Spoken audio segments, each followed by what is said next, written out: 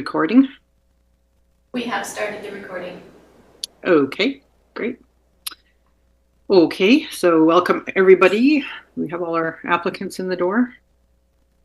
Who's not seeing everybody? Just let everybody get in first here before we get going.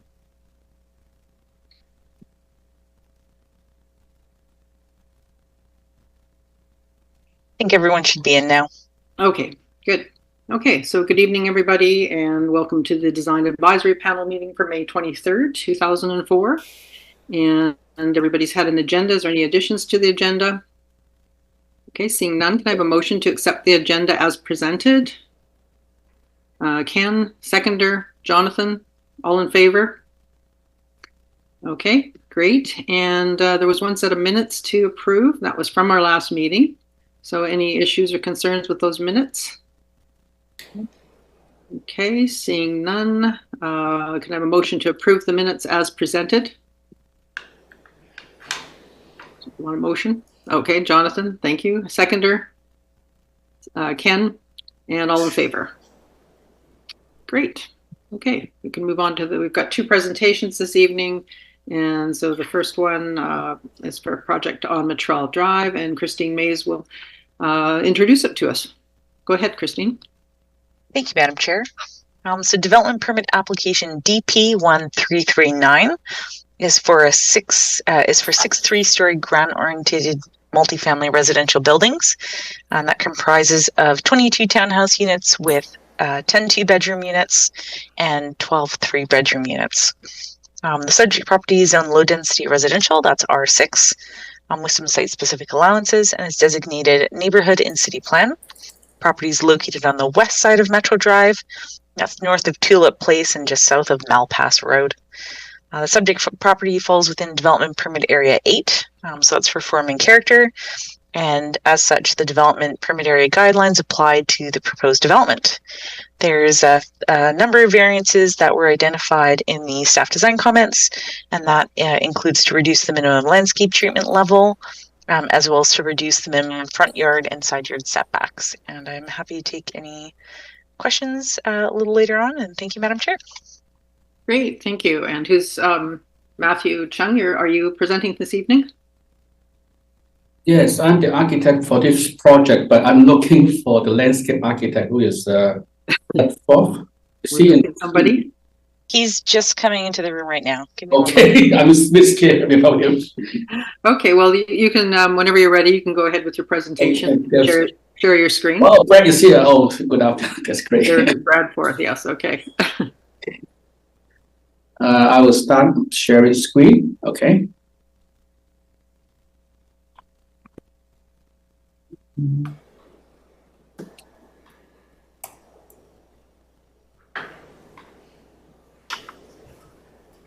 Give a minute to.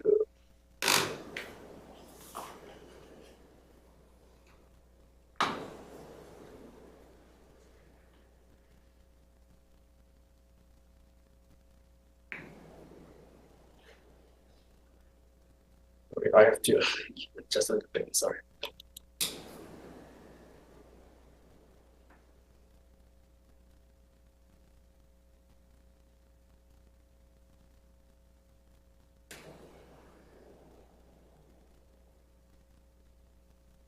Okay. Can you see my screen? Yeah. And you can hear me, right? Yep. Yeah. You're good. Sounds good. Thank you. Okay, good afternoon. My name is Matthew Chang of Matthew Chang Architect Incorporated, and I'm the architect of this project. The landscape architect is Brad Forth of Foresight Landscape Architecture. Today's project is a 22-unit townhouse development located at 5645, 5655, 5657 Metro Drive. The site is composed of two properties. There's a single house on one property and a duplex on the other property. The total frontage is about 180 feet, and the depth of the lot is about 245 feet. There's a small dedication of 0.3 meters along Metro Drive, and the net lot area is about 1 acre. Metro Drive is on the east side, and there is a E&N Railway / Island Corridor lands on the west side. North and south side are single-family houses. The current zoning is R6, low-density residential. We are proposing 22-unit townhouse with a mix of two-bedroom, and den, and three-bedroom. The FAR is 0.75. Under the current zoning R6 low-density residential, we are proposing. I just got the wrong one. Under the R6 zoning, we are requesting a couple of variances. Proposed FAR, height, and rear yard fulfill the bylaw requirements. However, we are requesting to reduce the front yard from 6 meters to 3.5 meters and reduce the side yard from 3 meters to 1.8 meters. There are 6 buildings in 3 rows, and each building has 2 to 5 units. The access driveway is in the middle of the site from Metro Drive on the east side. There are 2 cross driveways in between 2 rows of townhouses.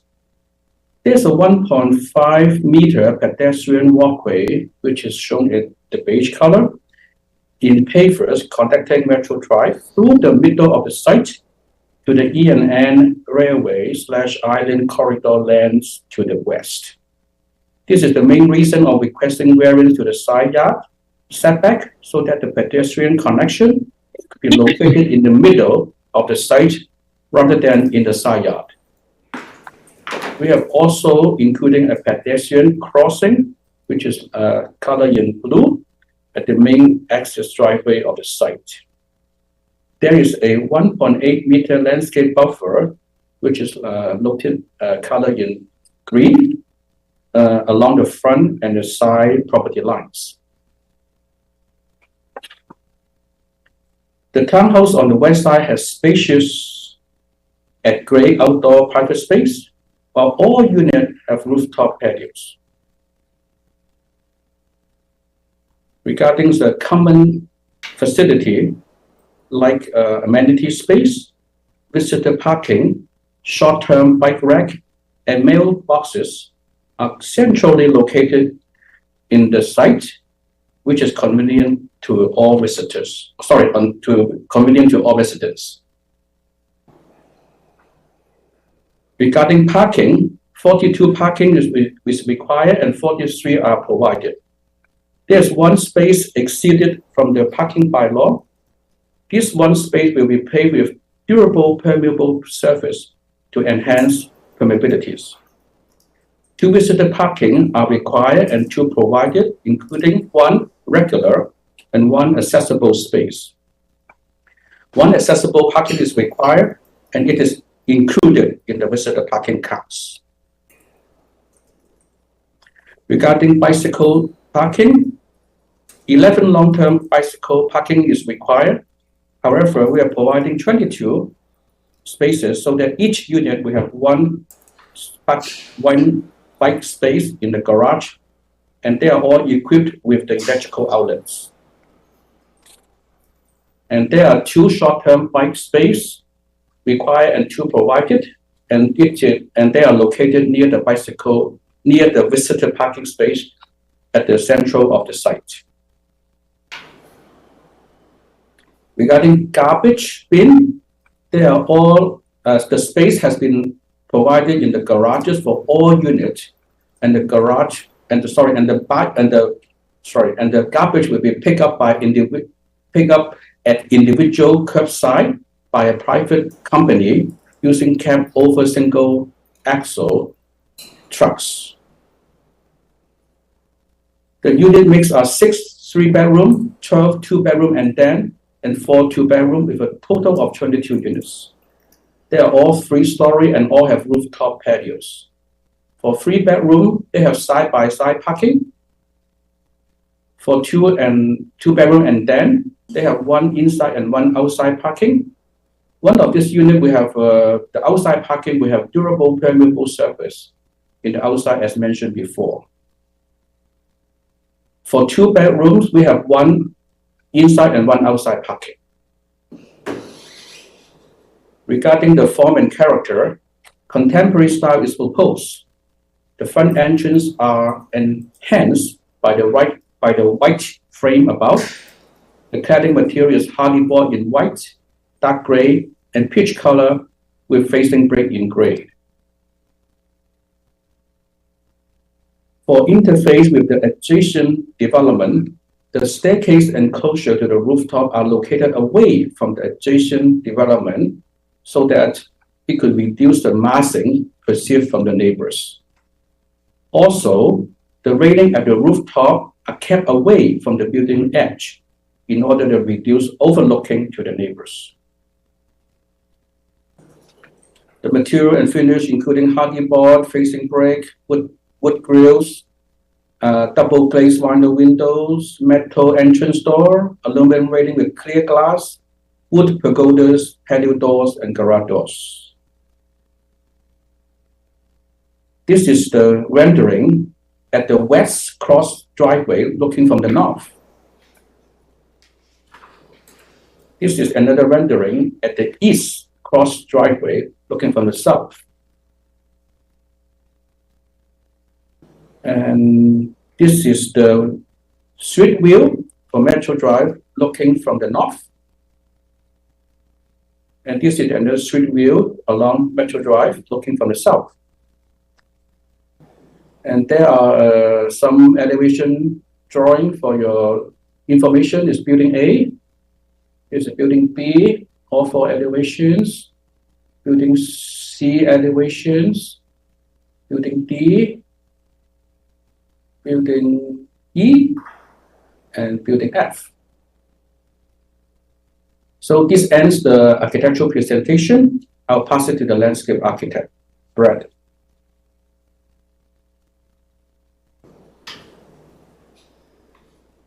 Hi, everybody. Can you hear me? Yes. Great. Yeah, we can hear you. Okay, so the landscape plan, here is the color version of the landscape plan. What you see on it, I don't know why, but we see a lot of these lines. That refers to the engineering that's going on this plan. But I can draw your attention to the fact that there's an underground stormwater storage tank in front of the amenity area under the pavement. And so that a lot of these lines connect to the drains and everything and shows that.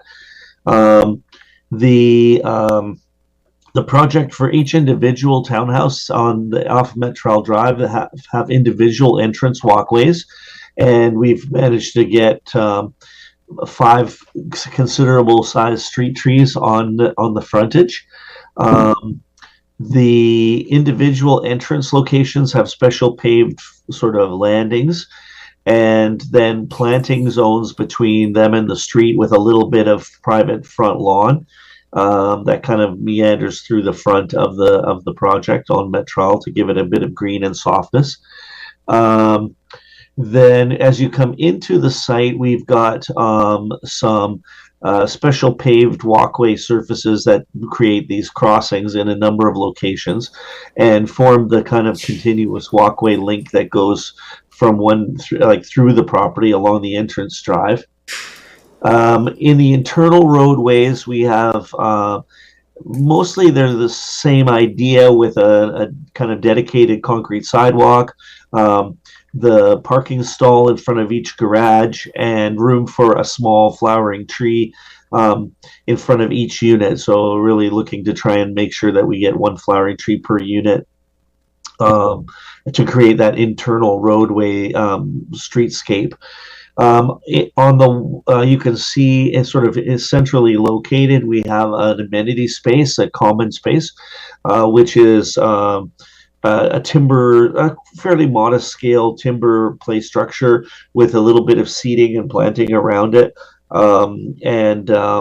It's tiny, but it fits in, and I think it would be a nice little added feature.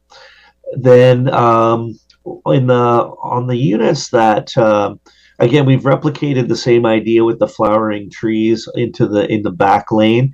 We have each individual entrance has again small trees and boxes where we have where we can't fit a big tree. We've got a little planter box with a smaller scale tree, and And then behind those units, they each have a dedicated patio space for ground level living, and then a buffer zone to the ENN and rail line with 3 large trees where we can fit them, and then a coniferous border and some rain garden elements along the back edge where we're capturing stormwater. The 2 sides on the upper and on the lower are hedge screening with coniferous vegetation, and the project has complete privacy fencing around the 3 sides, and I think that's pretty much it. I did a little exhibit sheet with some images of plants. Yeah, and these sort of show the trees we're thinking of using. In the very smallest case would be Laval hawthorn, a Japanese snowbell, vine maple in the wetland areas from the rain gardens, and Pacific flowering dogwood is one of our signature street trees on Metral, and then western red cedar where we can fit them in the buffer zones on the sides. And that's it for the landscape. Oh, well, here we go. I guess one more. This sort of shows you some imagery. This is the play structure. It's natural timber play structure with climbing elements and netting and stuff. And it's quite fun and naturalistic, and kids like that a lot.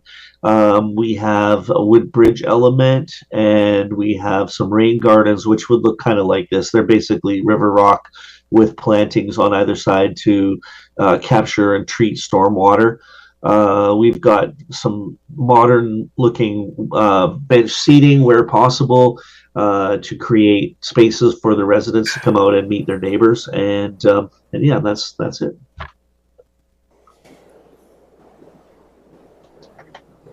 Thank you. Okay, is that it for your presentation, Matthew? Yeah, let's finish our presentation. Thank you. Okay, if you can stop sharing screen, and then I'll. Okay, good. I can see the members here. So does anybody have any questions of staff before we get going? Yeah, Jonathan, go ahead. Yeah, just a question about, there was the one variance for the reducing the landscape buffer to 0 meters. Is that for the internal property line development, or just wanted to clarify what that was for?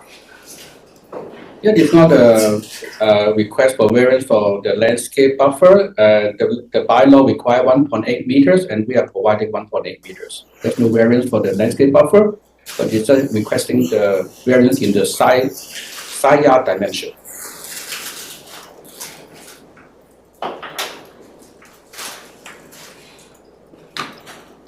Should unmute, sorry about that. So it should just be for the minimum landscape treatment level. So on the upper side lot line, there isn't enough trees to quite meet that minimum landscape treatment level. And so that would be where the a potential variance is. And so that's something that could be worked on as the application progresses, but at this time it's identified as a potential variance. I had a question. Madam Chair? Yeah, just a second. Does that answer your question, Jonathan, then? I'm just scrolling back to the comment.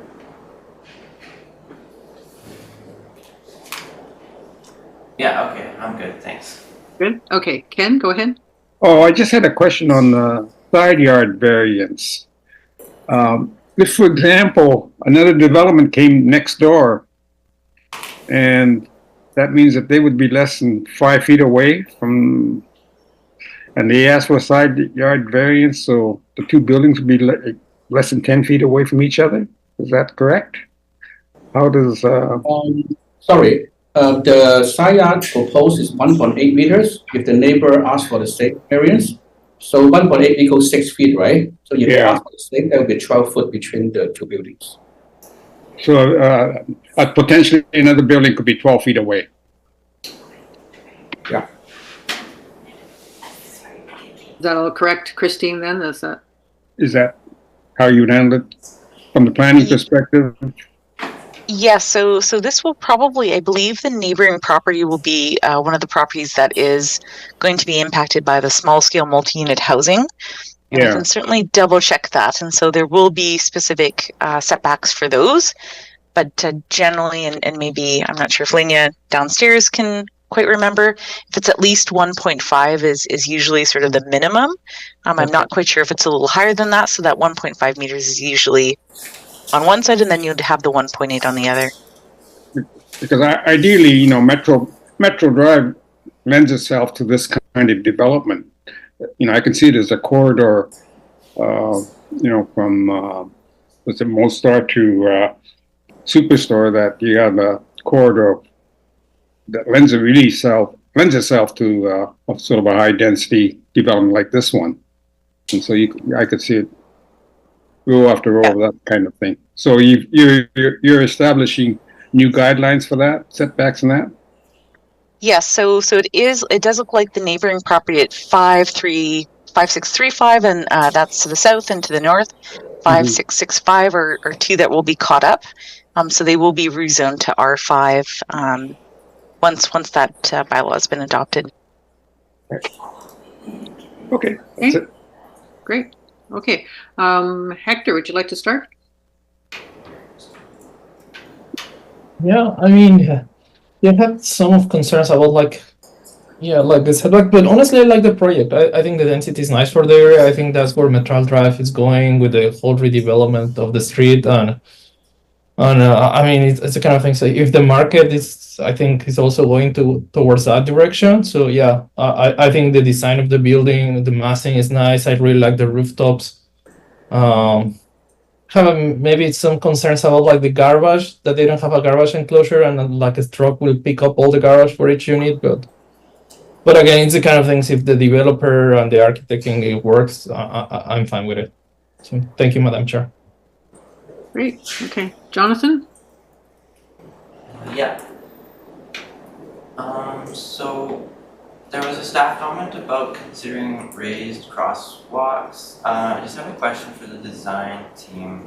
There wasn't a grading plan in the package, but just I'm wondering, are the curbs at the edge of the road, the road internal to the site, are those raised curbs, or are they flush with the road? For the curb, they are raised up. Yeah. Okay. So, yeah, as far as raised crosswalks go, I'm not sure if they're necessary, since the roads are so short here. There's not really going to be that much speed. There's not much space to build up speed, so I don't know if they're needed as much for that. But yeah, if the city and developer want to proceed, that's fine with raised crosswalks. But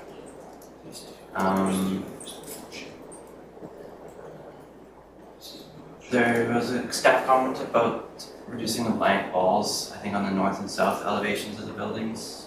I agree that, yeah, maybe the architect can look at considering something to break up the blank faces of those walls, just to make them a bit more interesting from the pedestrian scale.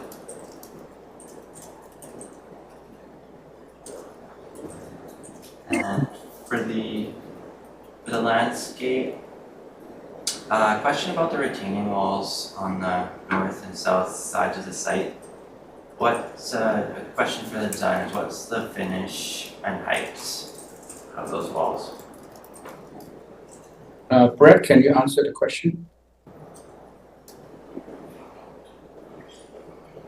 Hi. Yeah, they will be alum block walls, and they wouldn't be more than 3 feet high at the maximum height, Okay. according to what I can reckon right now. All right. Yeah. So I think yeah, that's okay then. For the fencing, there was a note on, I think, along the fence along the ENN railway side that it could be either wood or chain link. In the details, it just showed wood. Just wanted to confirm if you knew which direction you're proceeding with on that. Yeah, I'm right now. I'm proposing that it be a wood fence, like a privacy fence. But I mean, I think the applicant would be probably okay with a chain link fence if Nanaimo preferred it. Like, it's just, I think for security of the project, a solid wood fence would be better. But there could be an argument for if that gets future use as a trailway or something like that, that maybe a black vinyl chain link fence might be preferred by Nanaimo. So I don't know. Okay, yeah, thank you. Yeah, I was just thinking, just for like septet stuff, it might be good to have a fence that you can see through along the railway. Just right now, there's no trail there, but some people probably walk along there since there's no trains right now. Yeah. So I think we're basically open to that suggestion. Either way, that would be fine, really, with us. okay. Yeah, so that's just something to consider from my perspective. Other than that, bike racks look good. I have the 2-point of contact that Emma was asking for, so thank you. And the plate structure, yeah, Kinsel makes some interesting custom stuff on the island, so it should be a good play feature for the residents. It's a nice structure. It's by Kinsol, and they're doing really nice naturalistic play elements now, kind of moving a bit away from some of the steel and plasticky looking ones. Yeah. And a question for the designer about the rain garden. What's the catchment area? Is that just treating like the little backyard lawn and patio, or is there some rooftop water going in there, or what's? Without having the civil calculations, I could just sort of comment generally. Mostly it's the ground level catchment, but then sometimes we'll put rainwater leaders into them, and really the way they're designed is to hold water temporarily in a peak event, so water can come off the roofs or off the ground and fill it up, but it has an outlet in it that sets the maximum height of water that it can contain. So if we decide to put some roof water leaders into it, then we just have to make sure that it will never it'll never go over capacity, because we'll define the capacity of it, and there'll be an outlet slot in the catch basin that lets the water out to the city storm.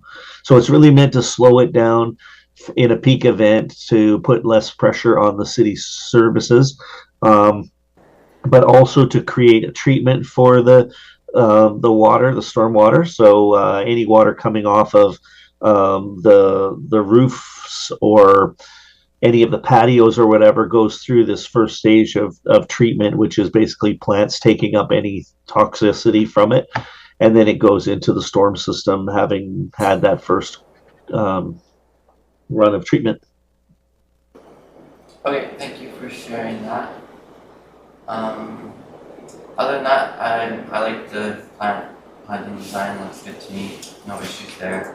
The variances, I'm okay with the proposed variances.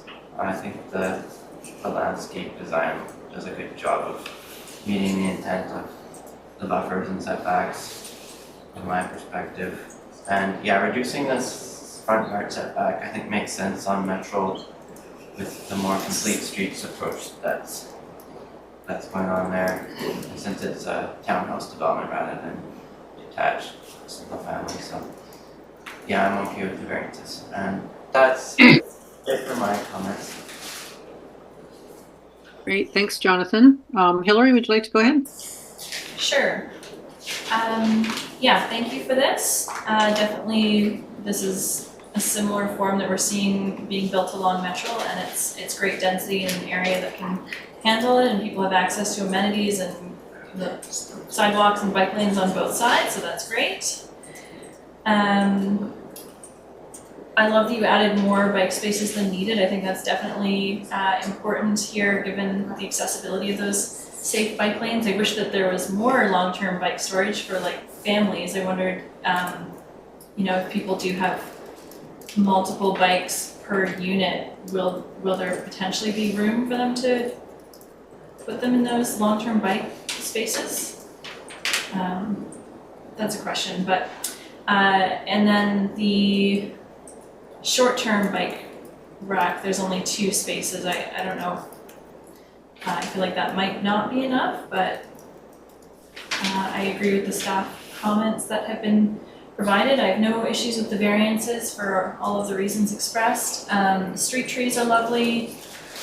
I love the natural timber play structure. And yeah, rooftop patios are great. So yeah, that's it. Thank you. Thanks, Hillary. And Matthew, did you want to respond to the Hillary's question about the bike storage? Actually, we have more space in the garage for more bike area. I can provide more if the space. I think there's some space there. Sweet. We have some space for the bike in the garage. Great, thank you. And Ken, go ahead.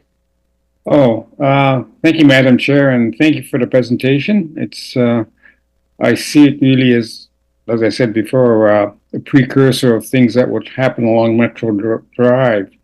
And first of all, I'll go along with the variances. As long as future developments recognize what happens between buildings. The staff comment about the end walls. I don't mind the end walls because in the future I think there'll be other units that you'll be looking at another end wall, so it'd probably be similar type of development.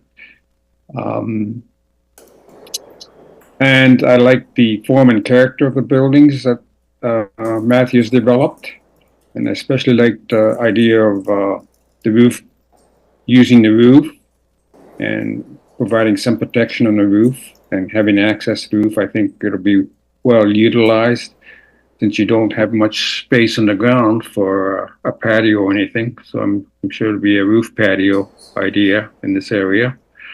And I leave the landscaping to others since I'm not a landscaper. Other than that, then the colors and I think really work well. And parking, I think it's a bit tight, but I know the city only asked for 2 visitor parking, but I can see is that enough 2 stalls for parking, 1 handicap and one stall. It's and you can't park on Metro Drive, I don't think. So there's limited parking for visitors. Or I've seen other developments like this, and so especially in Surrey, where I recently was visiting and looking at units for a friend, and the driveways were clogged with cars parked in the driveway and half on the landscaping and half in the driveway, so other cars could get by. So I just see that potentially, and maybe the city has to look at visitor parking more, if because for a long time I think Nanaimo was going to be not going to have very good public transit for a long time. Other than that, Madam Chair, I don't have any other comments. Okay, great. Thanks, Ken. Yeah. First of all, I'd just like to really say it's a really thoughtful, lovely townhouse project. I think you guys have done a great job of citing it, and just adding townhouses is really nice to see rather than apartments as well, because I think these are much more family friendly and so on for living in. And I think you've put a lot into this, including rooftop deck and even a playground on the ground in the minimal, ground-based amenity space that you could come up with. So kudos to both to your landscaper and the architect on this project. So really great. I'd say my only comment on the form and character would be on those end walls, like the city staff pointed out. I noticed that you didn't have any windows on some of those, particularly I think on buildings D, E, and F. There's no window, and I thought, there's maybe places that maybe there's a way of inserting a window, not necessarily one that is for viewing out of, but more for ventilation and air, like So I don't think it would take much. I think you're forming character. The building's very good. It's just a couple of those buildings. It's just very, very blank on the ends. So even the insertion of a narrow, either horizontal or vertical window might help to break that up a little bit, and then also give the unit a bit more light. I think it opens on the upper floors in the bathroom, and then the lower floors on the kitchen or something like that. There might be something you can add there, but that's a suggestion anyway. I would support a recommendation that you kind of look at those walls and look at a way to just a little less blank. I don't think you want it too much, because I think you've got a very sort of modernist look, and of course less is always more. So wouldn't want to see that change too much. So that would be my only recommendation there. Anyway, I think that's probably about it. We don't have actually a lot of recommendations here, so I'm seeing, and I'm also supportive of the variances. So so first recommendation, we consider ways to add visual variety to the north and south walls of each unit. We won't name what those are. That's kind of your choice, I guess. And did you want to make any recommendation on the fencing along the E&N property line there, Jonathan? Or Yeah, so I just consider a fence type that enables views into the E&N rail corridor. That enables views into the property? Into the rail corridor, I guess. Okay. For like septic stuff. So in other words, you're like a wire fence as opposed to solid wooden fence. You're thinking. For fireproofing as well, Yeah. Okay. So I'm seeing two recommendations then. Considers ways to add visual variety to the north and south walls of the units, and consider a fence that enables a view into the rail corridor at the back of the property, and support for the variances. Did I miss anything? No? Okay, so if I can have a motion to accept the project as presented with those two recommendations and support for the variances. Yeah, Thanks, Jonathan. Motion, seconder. Ken, all in favor? Great. Okay, well, thanks for coming in, Matthew and Brad, and good luck with the project. Thank you so much. Thank you. Have a nice day. You too. So we have a second project to look at this evening. And this one is on my notes. Yes, this one's on Pride Avenue, and I believe we have Peyton Carter, city planner, who will introduce it. So you can go ahead, Peyton. Perfect. Thank you, Madam Chair. Hi, everyone. It's nice to see you all again. Development permit application DP 1342 is for a 3-story multifamily infill development comprising of 17 units and partial underbuilding parking. The subject property is zoned residential corridor, Core 1, and is designated as neighborhood and city plan. The lot is in the Northfield area and is located northwest of the intersection of Pride Avenue and Bartlett Street. The property currently has a single-family dwelling on site and some large deciduous trees as well. The property falls within Development Permit Area 8, forming character. As such, the General Development Permit Area guidelines apply here. There is a parking variance proposed to reduce the number of stalls from 20 to 16 and to increase the allowable small car parking from 40% to 50%. I'm happy to take any questions. Thank you, Madam Chair. Thank you, Peyton. And so, Joyce, are you presenting this evening, or Chrissy? I'm presenting today. Yeah. Oh, sorry. Hillary, did you want to say something? I just had a question about this one, where it mentioned the trash pickup, and I just wondered, like, if it's normal that it would say that they assume the trash truck will be able to use Adams Ave for the vehicle turnaround, like, and I don't even know if this is in the scope of what we're supposed to be considering, but that did stick out to me as being a question mark. Okay, well, maybe we'll let the applicant do their presentation, and then they can maybe they can address that in there. That would work? Okay. And so, yes, who's presenting then? Sorry, Joyce or? I'm going to be presenting today. Okay, great. You can go ahead and share your screen then. Okay. Sounds good.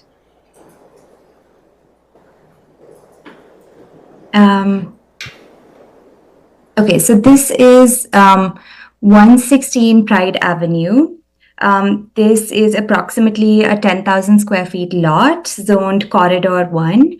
We are proposing a single building, single residential building with 4 stories, the first level parking and 3 levels of residential. We have a total of 17 units. Of the 17 units, 6 units are 1-bedroom units and 11 units are studio units. The 1-bedroom units are around 600 square feet, and the studio units are between 400 and 450 square feet. We have a majority of our units, which is about 65% of the units, are studios versus the rest are 1-bedroom units. Maybe I can start off with the site plan and sort of just walk you through the configuration of the parking layout here. So this is Pride Avenue and Bartlett Street. We have our main entrance to the building that is located here from Pride Avenue, and the vehicular entrance from Bartlett Street. And as we turn into the site, we can enter the parking area from here. We have a majority of our parking spaces located under the building and some spaces located here and here as well. We have some additional spaces on this level, which include the lobby area, 2 exit stairs here and here, some bike storage, service rooms, as well as a trash room located within the building.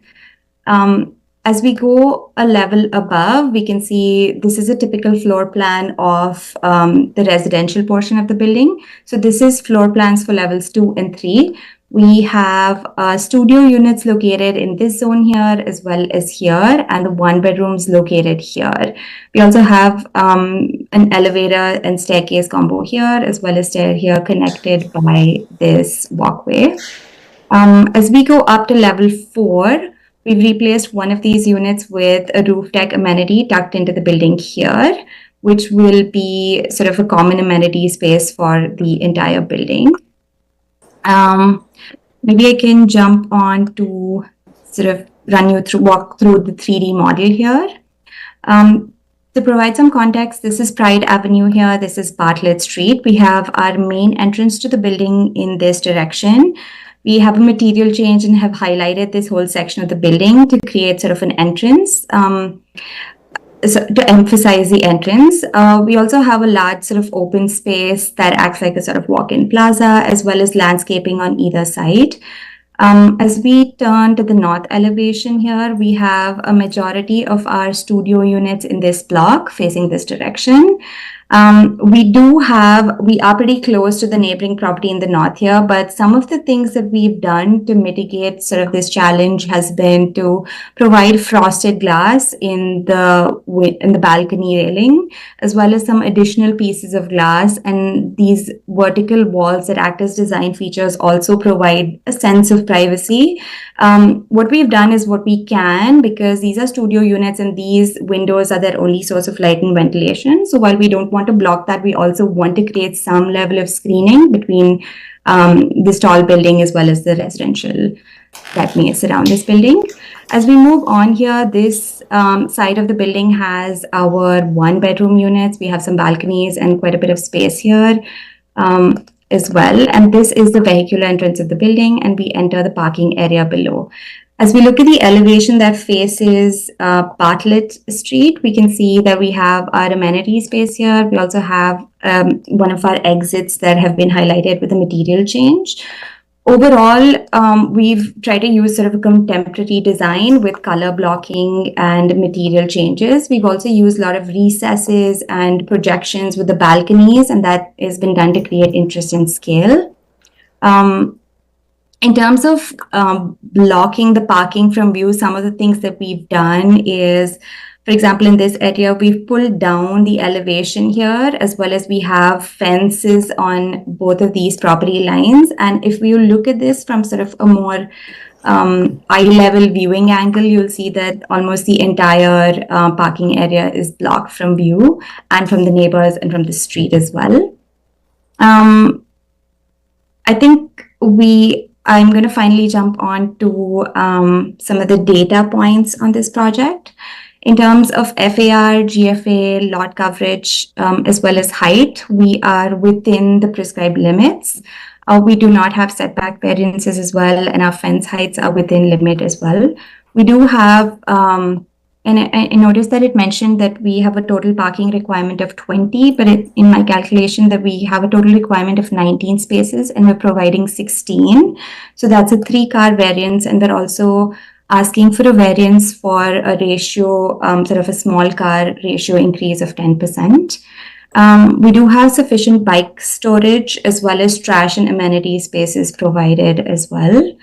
In terms of the parking variance, I just want to provide some context to explain why we're requesting for this variance. So for one thing, the majority of our units are small units. They're less than 500 square feet, and they are mostly 1-bedroom units and studio units.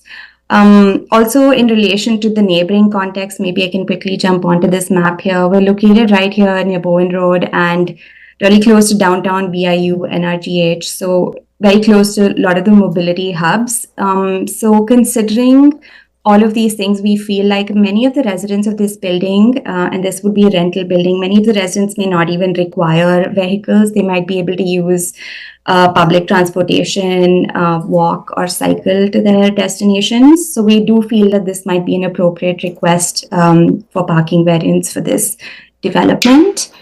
And I think that is all for my part of the presentation. I'm going to pass it on to Brad for the for the landscape design.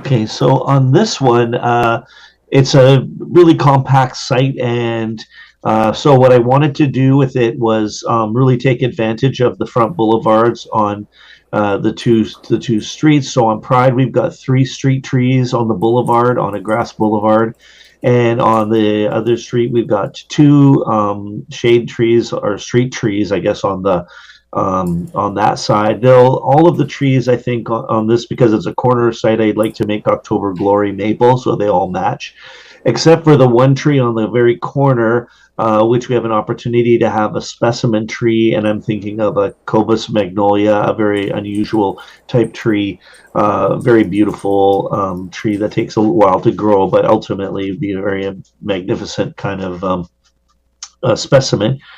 You can see on our plan that we're talking about a 1.8 meter landscape buffer with native plantings. That comes from the bylaw.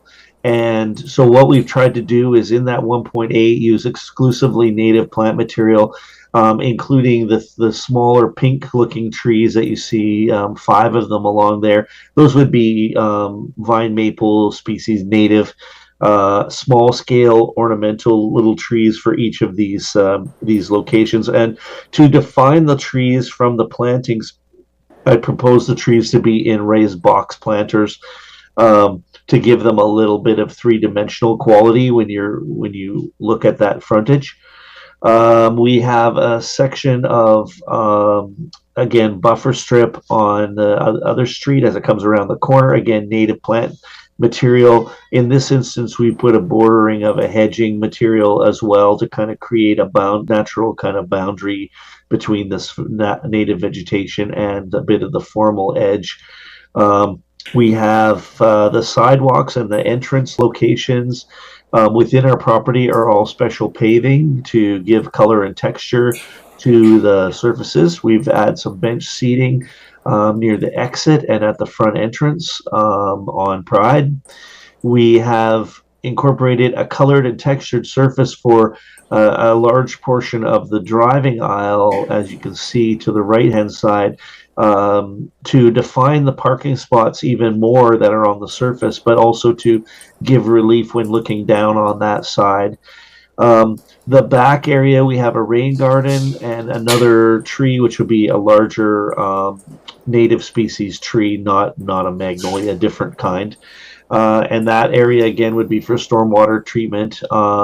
In that area, we also have some small scale native trees, and then a small area of hedging material to the top of this sheet.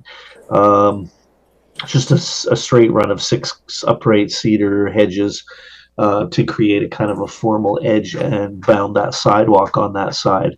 And I think generally speaking, that's it. It's simple but pleasant landscape. Thanks. Before we conclude, I just want to address the comment about the trash truck turnaround. So on this proposal, on this development, we're proposing that the trash truck pick up the trash from the street, that it would wait on the street, and then a private service would collect the trash from the lot and pick up. And the turnaround that we're talking about is just sort of where the trash truck would turn around on the street, but we don't have that within the property itself. I just wanted to clarify that, but that's all for us. Okay, thank you. Now, Hillary, did that answer your question about the trash? I think so. I think so. Yeah. Thank you. And does anybody have any questions for staff before we proceed? Okay, I have one actually. I noticed Pride Avenue doesn't have any sidewalk.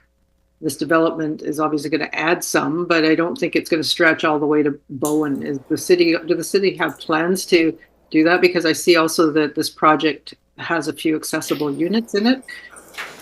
So I'm wondering how those people are actually going to get up to the store. Sure, thank you, Madam Chair. Through this proposal, we will be securing a statutory right-of-way for the future construction of a sidewalk, but at this time, our development engineering department does not have a timeline for when that sidewalk will be constructed, hence the statutory right-of-way. So in the future. Yes, well, it'd be ideal by the time the building's built, so that if anybody does have mobility issues, they can actually get to the store. So hopefully they'll work that out. Yes, Hillary? And potentially just to answer Councillor Eastmere's question about the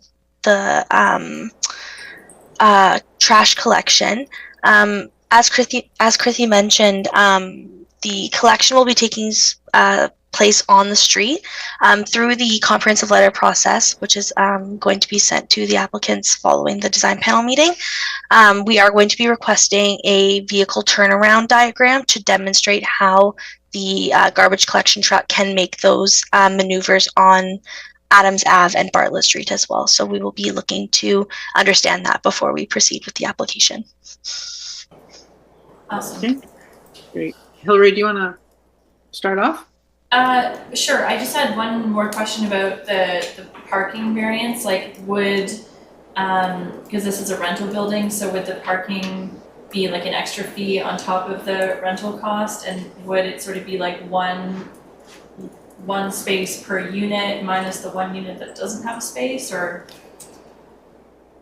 have you? So that's a question for the applicant. Yeah, it is, yeah.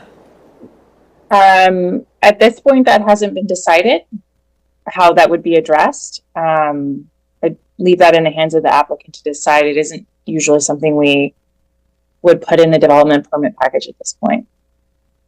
Totally fair. That's just a curiosity for myself, but I'm certainly. I mean, I've definitely seen it different ways, right? Like you can either get a space allotted to a unit at the time of rental, or it can be something to incentivize people to not bring cars. It'd be something that you rent on top of an additional rental fee if it's something that you want. So I guess the ownership can look at whether they want to incentivize bringing cars or not. Yeah, that makes perfect sense. And given the location for all of the reasons that it's being close to amenities and on transit routes that are among the best we have in an Apache system, I would be in support of that variance for sure. Yeah, I think the screening that you've done and like the recesses and projections in the building make it interesting, and I think that's been well thought out. I have a note that says not enough bike parking ? But yeah, it just depends on the use. Otherwise, I think it's it's a good looking building, and curious to hear the comments from the rest of the panel. Thank you. Great, thanks, Hillary. Ken? Oh, thank you, Madam Chair, and thank you for the presentation. I think it's very good. I like the way you've masked it and zoned the building to studios and 1-bedrooms, and how you've expressed it on the elevations. My only thought was whether you might want to the third level deck or patio or veranda on the third deck, whether that should have a roof or not.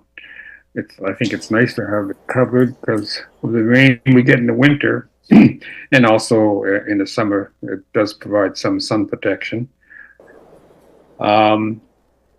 And I was just going to ask you, but I noticed on the elevation that you do have a trellis over the amenity space on the third level, which I think is a good idea, because if you have glazing onto the corridor, it certainly would make the south sun would make the corridor very hot. Other than that, I like the choice of materials, and as Hillary said, the way they've punctuated the elevation. I think it works well, and I think it would certainly be an improvement into what is there now. And as I say, it's probably going to be more of these type of buildings would be helpful, and I'm sure it's going to be based on the size of the unit. Hopefully, it's reasonably priced for rent. I think that was all my comments, Madam Chair. Great, thanks, Ken. Hector?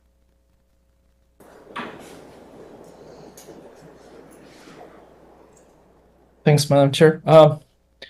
Yeah, it's I agree. I think it's a good looking project, but I have some issues with the amount of variances that they want for the project. I would say that I think, yeah, it's clear that this is almost like a student residence building. I mean, a lot of studios. I think it's good for the area, but considering that and considering the variances, I will suggest to the applicant to provide more amenity spaces. So either you extend the roof deck, or you provide one of the units as a gym or yoga room or something that provides more amenities, considering like they're very small units, right, as studios. And in terms of parking, I'm very curious if the landscape architect can explain the rationale why they did a small parking lot just to add an extra tree. For me, it doesn't make a lot of sense. I would rather just keep the large parking stall. Also, more considering that it's against a wall, so like always parking stalls that are like right besides a wall are really hard to get in and out. So I don't know if the landscape architect can explain me more the rationale behind that. If the landscape architect is still around. Are you talking about stall 10? I'm not sure. Sorry, I don't have the. Well, I kind of. Oh, okay. No, the stall number 8. So Okay. you have 8, 9, and 10, and 8 is a small car for a small tree. Oh, I see what you mean. I mean, that's something, if that's just was a decision. I wanted to, create some meaningful landscape there. So some of the other stalls are small cars anyway. So, I mean, I can comment on that. The small car width is wider, so it would push those parking spaces closer to the wall, to the property line. Oh, okay. So in this case, we had implemented a smaller car there, so there was more ability to landscape along the property line edge. Okay. Yeah, I mean, I think more. Yeah, it's a tough decision, in my opinion, because it's against a wall and against the gate. Giving it a bit more space would be good for the project. Yeah, well, that's my opinion, and I don't know, like, if Joyce, you can also comment about my idea of providing more amenities. Is that feasible for this project, or that will be?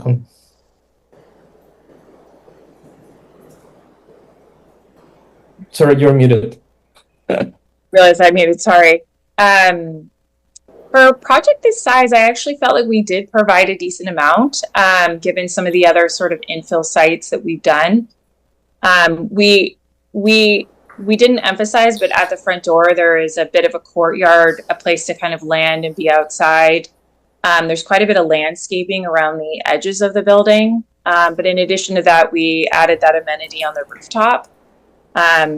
If I were to compare other small infill projects that I've done just for in the city of Nanaimo, it's like in line with what would be expected, especially because we're located literally within throwing distance to Bowen Park. The outdoor area to play, like literally across the street is the baseball diamond and all the fields for playing outside. So it does have quite a bit of a community amenity just sort of built in already. And I think when we get on sites like this, it's a bit of a struggle because the costs are high to build, and we sort of have to start weighing, you know, where can we compromise in order to get these projects built in as infill sites, just given works and services, cost of construction. And so, yeah, I think that there's some community with that amenity on the roof, but like I said, the sort of outdoor play area or access to that is quite close as well. Yeah. Thanks, Madam Chair. Those are all my comments. Thank you. Okay, thanks, Hector. And Jonathan. Yeah, thank you for the presentation. I'm wondering about like more overlook considerations for the property to the north, with the balcony, all those balconies there. The applicant mentioned the frosted glass and some of those features, but I wonder if there's more that could be done. Maybe like some columnar trees along that edge to have a bit more height in the plant material to help provide some more privacy. But yeah, I guess like maybe the assumption is the properties to the north would eventually redevelop and that wouldn't be an issue, but right now it seems like it would have a big impact on the properties to the north and their privacy. And I guess shading, was there, I guess a question for the applicant, if there was any like shade studies done for impacts of this on the neighboring properties?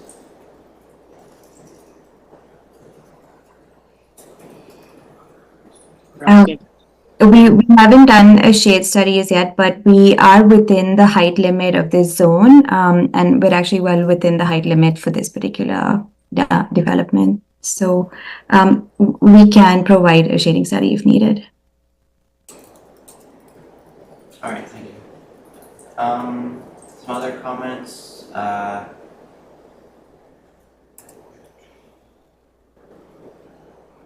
I guess the benches that were spec'd in the amenity area, I think they're backless benches. But I think it looks like where they're sited, you'd only probably sit on them from one side. So, I mean, I think it's worth considering the benches with backs just for more comfort for people sitting.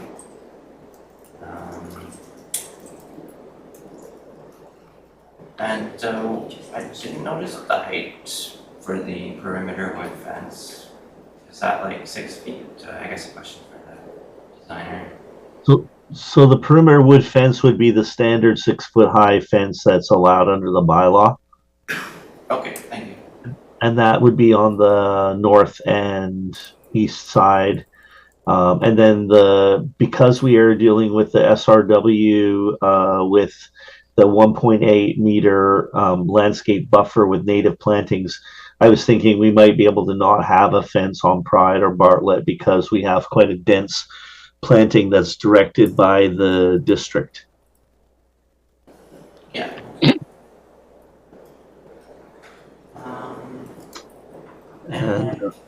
And about the benches, I'm just looking at the note, and I'm sorry I don't have the cut sheet in front of me, but it says back surface, so it does actually have a back on it, which makes sense for the one for actually every application here. So if it doesn't have a back on it, we'll make sure that we pick one that actually is a suitable complement to the architecture. Okay, yeah, that sounds good.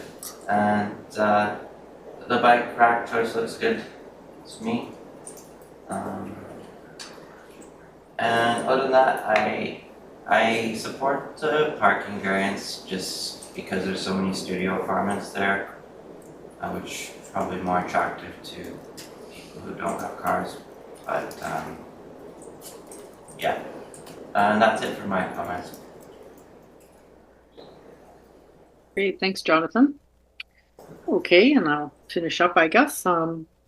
Thanks for your presentation. It's a great building on that corner lot. I think it'll help sort of set the precedent for that area, and really good looking building and a great location. So appreciate that. I also appreciate the fact that you've added some accessible suites in there. So that's really good to see, and I think it'll be a great addition to the neighborhood. In terms of form and character, I think it's a lovely building. My only concern are those upper balconies that don't have any weather protection. I just again, I think the shading and weather protection, even for their own longevity, would they benefit from some sort of cover. I'm not sure how you do that because your design, I think, looks great in a sense without them there, but I guess that's a problem you'd have to work out. But I think they'd really benefit from that. I'd also go along with the comment about having a little bit more amenity space if possible, particularly in the indoor area. Those are very tiny suites, and if the weather's not good, sitting outside is great. And I appreciate the fact that you've added that the fourth floor deck, the common area. That's really great. But a common room for sitting around watching movies or something like that, or getting together with friends, might actually add to the building. But I understand the cost constraints that can be a deterrent for sure. So I think we can put it in there just as something to think about, and add as one of our recommendations. And then also with the parking, I think we can certainly accept your variances, and it should be a good project. So I'm seeing here a few recommendations. So consider ways to provide weather protection on the top floor balconies. Consider providing more amenity space inside or on the rooftop. Now, I'm not sure if you wanted to say something about the parking spot, Hector. I wasn't quite clear. Yeah, I think I would put as a recommendation, consider changing parking stall 08 for a regular parking stall. Oh, okay. Because so right now it's small car. Okay. Yeah. From small car to large, which means adjusting the adjusting the landscape plan a bit then. It's a small adjustment, probably. Great. Yeah. Okay. And Jonathan, did you want to recommend the columnar trees along the one property line, or? I think. Oh, sorry. I unmuted myself on my computer. Oops. I think it's worth considering. Okay. Which property line was along which line? North property. Along the north. To help provide privacy. Okay. Improve privacy. Okay. And okay. And do you guys did you want to recommend that they do a shade study? Or do we need to recommend that formally? I mean, unless it's required by the zone, I guess if it's all within the zoning heights and stuff. I don't know what the requirements usually are for triggering a shade study. Yeah. Is there Peyton, is there a requirement for triggering a shade study? There would not be a requirement for them to submit a shade study at this time. Okay, we'll leave that up. And considering, do we want to put the back benches with the backs, or we sorted that out? I think Brad understands. I think that's his intent, so it's all. Okay. We don't need So, to do that. we don't need to make, okay. So what I'm coming up here with them is 4 recommendations. Consider ways to provide weather protection on the top floor balconies. Consider providing more amenity space inside or on the rooftop. Consider changing parking spot 08 from small car to large car. Consider some columnar trees along the north to help provide more privacy or improve privacy with the neighboring property. So does that sound okay? And I didn't hear any objections to the Variance, no. the variances, so. For the recommendation about parking stall number 8, I think the architect mentioned if it was a large car stall, it might be wider, which would reduce their ability to have landscaping on the east property line. Was that the case? I'm wondering if it would be nice to keep that continuous road planting on the east. So maybe, I don't know if this is allowed, but like if that small car parking stall could be just longer to match the others, but not wider, like it's, I guess it wouldn't meet the large stall dimensions, but it would still be bigger than the small car stall in terms of length. I don't know if that's allowable. Yeah, I think it's doable, but you still need to call it a small car. It's kind of a hybrid stuff. I think it's a good idea, actually. I think I agree with your comment. It's nice to have also the buffer on the east of the property. So yeah, if the architect and the landscape architect are open to that, I think that's a good recommendation. And so how do we phrase the recommendation then, or do we have one? I guess increase the length of parking stall 8 to match the adjacent stall or something. Yeah.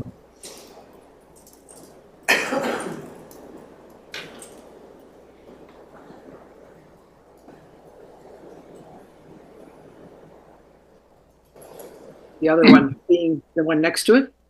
Yeah, whichever number that was, number 9. Number 9, okay. All right, so that's still 4 recommendations. So if I could have a motion to accept the project as presented with those 4 recommendations and support for the variances, and Ken's going to motion, seconder. Hector, all in favor? Great, excellent. Okay, well, thank you, Brad and Joyce and Kriti, and good luck with the project. So I think that's it for this evening, unless we have any other business. Anybody else want? Okay. We have a motion to adjourn the meeting. Yeah. Ken, seconder. Hector, all in favor? I didn't see anybody opposing that. Okay. Good night. Thanks to staff for all your. Okay. Night, everybody. Thank you. Bye. Thank you. Bye.